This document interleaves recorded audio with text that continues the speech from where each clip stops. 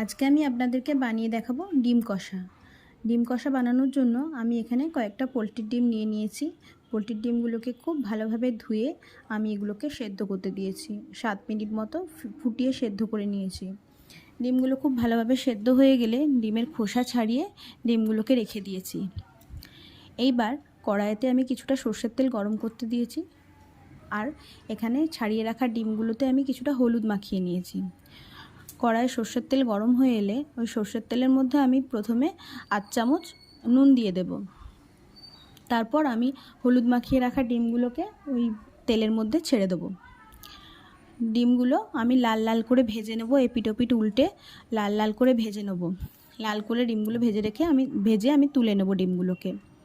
এরপর ওই ডিম ভেজে রাখা তেলের মধ্যেই আমি একে একে 2টো কাঁচা লঙ্কা ফাটিয়ে ফোড়নে দেব, আর 2টো তেজপাতা ফোড়নের মধ্যে দেব।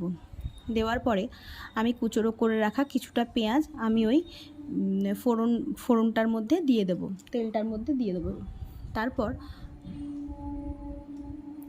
পেঁয়াজগুলোকে খুব নেড়েচেড়ে আমি লালচে করে ভালোভাবে ভেজে নেব। পেঁয়াজগুলো লালচে করে ভালোভাবে ভেজে নেওয়ার পরে ওই পেঁয়াজের মধ্যে আমি একে একে 1 চামচ থেতো করে রাখা রসুন আমি দিয়ে দেব।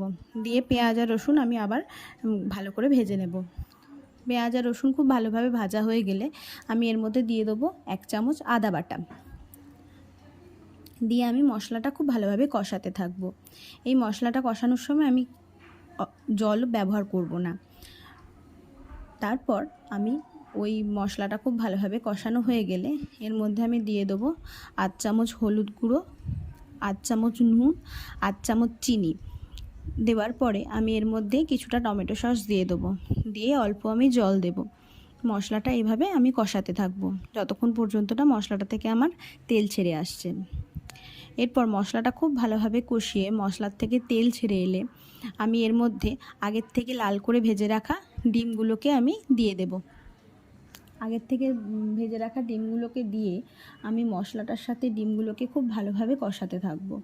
মশলাটার সাথে ডিমগুলো কষে মশলাটার থেকে তেল ছেড়ে এলে এবার আমি কুচো করে রাখা ধনেপাতা এর মধ্যে ছড়িয়ে দেবো, আর 2টো কাঁচা লঙ্কাকে ফাটিয়ে এর মধ্যে দিয়ে দেবো। দিয়ে আমি ডিমটা খুব ভালোভাবে নাড়াচাড়া করে আমি তুলে নেব।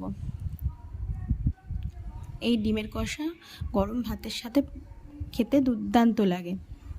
আমার এই ভিডিও ভালো লাগলে আমার চ্যানেলটা সাবস্ক্রাইব করে দেবেন। ধন্যবাদ।